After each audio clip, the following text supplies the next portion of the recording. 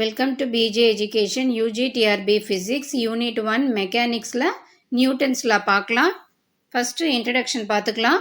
Newton's லாக்கு மெயினே force தான். ஸோ ஃபோர்ஸ்னால் என்னென்னு பார்க்கலாம். ஃபோர்ஸ்னால் புஷ் ஆர் புல் மூமெண்ட்.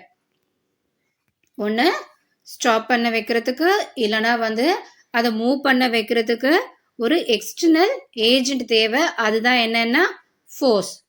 ஒரு ஆப்ஜெக்டோட டைரக்ஷனை சேஞ்ச் பண்ணுறதுக்கு இது எல்லாத்துக்குமே ஃபோர்ஸ் இருந்தால் மட்டும்தான் அங்கே என்ன பண்ண முடியும், மூவ் பண்ண முடியும், இல்லைனா ஸ்டாப் பண்ண முடியும். இதுக்கு நம்ம எக்ஸாம்பிள் பார்க்கணுன்னா, ஒரு டேபிளில் ஒரு புக்கு இருக்குது. அந்த புக்கு அப்படியே ரெஸ்ட்லேயே தான் இருக்குது, மூவ் ஆகாது. யாராவது கையை வச்சு அது எடுக்கிற வரைக்கும் என்ன பண்ண முடியாது, அது மூவ் ஆகவே ஆகாது. இப்போ நம்ம எடுக்கிறோம் இல்லையா, அங்கே என்ன கொடுத்து எடுக்கிறோம், ஃபோர்ஸ் கொடுத்து எடுக்கிறோம். அப்படி இல்லைன்னா ஏதாவது காற்றடிச்சு அது என்ன ஆகும், கீழே விழுறதுக்கு சான்ஸ் இருக்கு. அப்போ அங்கே காற்றுன்னு சொல்கிறோம் இல்லையா, அந்த காற்று என்னவா இருக்குங்க, இங்கே ஃபோர்ஸாக இருக்கு. இதெல்லாம் தான் என்னது ஃபோர்ஸ். ஓகே, இப்போ நம்ம நியூட்டன்ஸ் லா ஆஃப் மோஷன் பார்க்கலாம். இந்த நியூட்டன் லா ஆஃப் மோஷனில் எதை பற்றி சொல்லியிருப்பாங்கன்னா, ஒரு ஆப்ஜெக்டும் அந்த ஆப்ஜெக்ட் மேலே ஆக்ட் ஆகிற ஃபோர்ஸை பற்றி தான் பேசியிருப்பாங்க. இதில் பார்த்தோம்னா 3 லா இருக்கும். First law, second law, third law. First லாவில் லா ஆஃப் இனர்ஷியா பற்றி இருக்கும். செகண்ட் லாவில் ஃபோர்ஸ் அண்ட் ஆக்சிலரேஷன் பற்றி இருக்கும். தேர்ட் லாவில் ஆக்ஷன் அண்ட் ரியாக்ஷன் இருக்கும். ஓகே, இப்போ நம்ம ஒன்று ஒன்றா பார்க்கலாம். First law. Every object continue in its state of rest or uniform motion in a straight line unless otherwise an external forces acts on it to change that state. ஒரு object ரெஸ்ட்ல இருந்ததுன்னா அது கண்டினியூவாக ரெஸ்ட்லேயே தான் இருக்கும். இல்லைன்னா அது மூவிங்கில் இருந்ததுன்னா மூவிங்லேயே தான் இருக்கும். எது வரைக்கும், அது மேலே யாராவது ஒருத்தங்க போயிட்டு ஒரு எக்ஸ்டர்னல் ஃபோர்ஸை அப்ளை பண்ணுற வரைக்கும் அதோட ஸ்டேட்டு ஒன்று ரெஸ்ட்லேயே இருக்கும், இல்லைனா மூவிங்லேயே இருக்கும். அப்போது ஒரு ஆப்ஜெக்டோட ஸ்டேட்டை சேஞ்ச் பண்ணுறதுக்கு என்ன தேவைப்படுது, ஒரு ஃபோர்ஸ் தேவைப்படுது. ஓகே, ஆப்ஜெக்ட் அட் ரெஸ்ட்ல இருக்கும் போது அந்த ஆப்ஜெக்டோட வெலாசிட்டி என்னவா இருக்கும், ஆப்ஜெக்டோட வெலாசிட்டி 0வா இருக்கும். இதே ஆக்சிலரேஷனும் 0வா இருக்கும். ஆப்ஜெக்ட்ஸ் இன் மோஷன்ல பார்க்கும்போது ஆக்சிலரேஷன் 0வா இருக்கு, வெலாசிட்டி நாட் ஈக்குவல் டு 0வா இருக்கு. அதாவது ஆப்ஜெக்ட் கான்ஸ்டன்ட் வெலாசிட்டியில சேம் டைரக்ஷன்ல மூவ் ஆகிட்டே இருக்கு. இதுக்கு எக்ஸாம்பிள் பார்த்தோன்னா கார் மூவிங். நம்ம ஒரு டிரைவர் அதை ஒரு பிரேக் போட்டு ஸ்டாப் பண்ணுற வரைக்குமே என்னவா இருக்கும், அது மூவிங்லேயே தான் இருக்கும். ஆப்ஜெக்ட் அட் ரெஸ்ட்டுக்கு எக்ஸாம்பிள் இப்போ தான் பார்த்தோம். புக் ஆன் த டேபிள், இல்லைனா ஒரு காயின் டேபிள் மேலே இருக்கிறது. இனர்ஷியா பார்க்கலாம். ஃபர்ஸ்ட் லாக்கு மெயினே இனர்ஷியா தான். ஏன்னா ஒரு ஆப்ஜெக்டால ரெஸ்ட்ல இருக்க ஆப்ஜெக்டோ இல்லை மோஷன்ல இருக்க ஆப்ஜெக்டோ ஓனா அதோட ஸ்டேட்டை சேஞ்ச் பண்ணிக்க முடியல. ஏன்னா இந்த இனர்ஷியாவால தான். இனர்ஷியா என்னன்னா, ஒரு ஆப்ஜெக்ட் ஓனா அதோட ஸ்டேட்டை சேஞ்ச் பண்ணிக்க முடியாது. ஒன்று ரெஸ்ட்ல இருந்தோ இல்லை மூவிங்ல இருந்தோ தானாவே அதால சேஞ்ச் பண்ணிக்க முடியாது.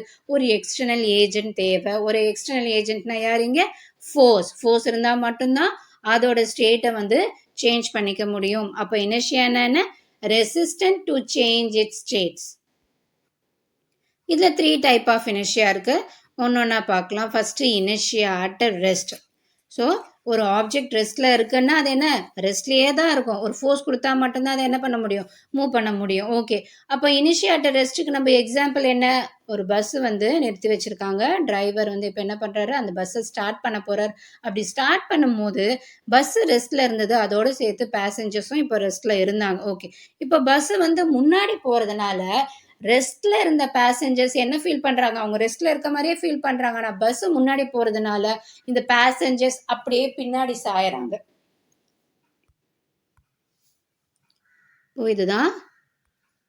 இதுதான் பஸ்ஸு, இது பேசஞ்சர்ஸ். ஸோ ரெண்டும் ரெஸ்ட்ல இருக்கு. இப்போ பஸ் ஃபார்வர்டு போகுது, ஏன்னா மூவ் பண்ணுறாங்க. அப்படி மூவ் பண்ணும்போது ஃபார்வர்டு போகுது. அப்படி ஃபார்வர்டு போகும்போது இங்கே இருக்கக்கூடிய பேசஞ்சர்ஸ் ஸோ ரெஸ்டில் இருந்தாங்க. பஸ்ஸு ஃபார்வர்டு போகும்போது இவங்க என்ன ஆகுதுன்னா, இவங்களுக்கு அப்படியே பின்னாடி போய் விழுறாங்க. அப்போது inertia at restனா inability to change its state of rest. அடுத்தது inertia of motion. பஸ் வந்து மூவிங்கில் இருக்குது. அப்படி மூவிங்கில் இருக்கும்போது அதில் இருக்கக்கூடிய பேசஞ்சர்ஸும் என்ன பண்ணுறாங்க, அப்படியே மூவிங்லேயே தான் இருக்காங்க. சடனாக வந்து டிரைவர் பிரேக் அப்ளை பண்ணுறாங்க. அப்படி அப்ளை பண்ணும்போது பேசஞ்சர்ஸ் என்ன ஆகுறாங்கன்னா, ஏன்னா பஸ் ஸ்டாப் ஆகுது இல்லையா, அப்படி ஸ்டாப் ஆகும்போது ஸோ பஸ்ஸு வந்து மூவ் ஆகிட்டுருக்கு. பேசஞ்சர்ஸும் பஸ்ஸோடு சேர்த்து மூவ் ஆகிட்டுருக்காங்க. சடனாக வந்து டிரைவர் என்ன பண்ணுறாரு, ஸ்டாப் பண்ணுறாரு. அப்படி ஸ்டாப் பண்ணும்போது பேசஞ்சர்ஸ் மூவிங்கில் இருக்காங்க இல்லையா, பஸ்ஸு ஸ்டாப் ஆகணுன்னே இவங்க என்ன ஃபீல் பண்ணுறாங்கன்னா, அப்படியே முன்னாடி போய் விழற மாதிரி இருக்குது பேசஞ்சர்ஸ்க்கு. inability to change its state of uniform speed. அப்போ inertia of motion என்ன, யூனிஃபார்ம் ஸ்பீடில் வந்து இருக்காங்க, அதை என்ன பண்ண முடியல, சேஞ்ச் பண்ண முடியல. அதுதான் வந்து inertia of motion. அடுத்தது inertia of direction.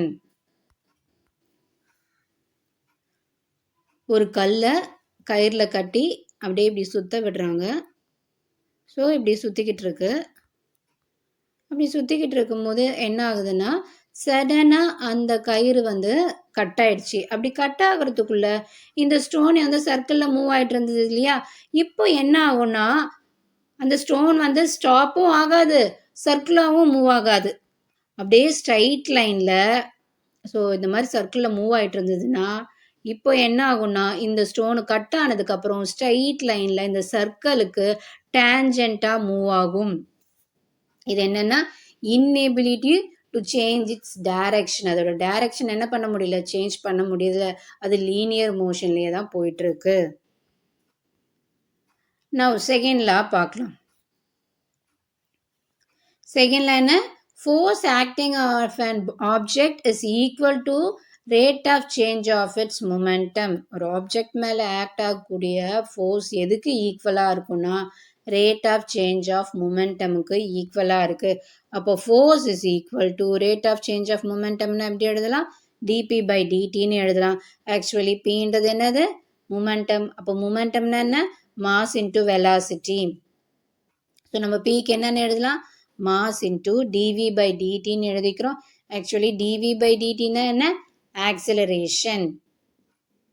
அப்போது டிவி பை டிடிக்கு நம்ம ஆக்சிலரேஷன் எழுதிக்கிறோம், ஏ எழுதிக்கிறோம். இதை வந்து நம்ம ஏவை என்னன்னு எழுதலாம், ஆக்சுவலி வெலாசிட்டியை டிஆர் பை டிடின்னு எழுதுகிறோம். அதாவது rate of change of displacement by time taken படிச்சிருக்கோம் இல்லையா, ஸோ டிஆர் பை டிடின்னு எழுதிக்கிறோம். அப்போது இந்த ஆக்சிலரேஷன் எழுதும் போது இந்த இடத்துல விக்கு இதை சப்ஸ்டியூட் பண்ணுறோம். அப்படி சப்ஸ்டியூட் பண்ணும்போது A is equal to D square R by DT square வருது. அதனால் F is equal to M D square R by DT ஸ்கொயர்னு எழுதலாம். So F is equal to இது ஒரு ஃபார்ம், இது ஒரு ஃபார்ம், இது ஒரு ஃபார்ம். தேர்டில் பார்க்கலாம். To every action there is equal and opposite reaction. எந்த ஒரு ஆக்ஷனுக்கும் அதுக்கு ஈக்குவலான ஆப்போசிட்டான ரியாக்ஷன் இருக்கும். F B is equal to minus F A. So ஈக்குவலான ஃபோர்ஸ் வித் ஆப்போசிட் டைரக்ஷன், அதுதான் இங்கே கொடுத்துருக்கு. ஓகே, இதுக்கு நம்ம எக்ஸாம்பிள் பார்க்கணுன்னா, ஒரு பர்சன் தண்ணியில் ஸ்விம் பண்ணிகிட்டு இருக்காங்க. ஒரு ஸ்விம்மர் வந்து ஸ்விம் பண்ணிகிட்டு இருக்காங்க. அப்படி ஸ்விம் பண்ணும்போது அவர் என்ன பண்ணுறாரு, தண்ணியை வந்து கையால் அப்படியே வந்து பின்னுக்கு தள்ளி விடுறாரு, பேக்வேர்ட்ஸில் தள்ளி விடுறாரு. அப்படி தள்ளி விடுறது தான் என்னது, ஆக்ஷன். அப்போ அந்த தண்ணி என்ன பண்ணுது, இவரை இந்த ஸ்விம்மரை முன்னாடி தள்ளி விடுது. அப்போ இது ரியாக்ஷன். ஸோ இதுதான் வந்து தேர்ட் லா.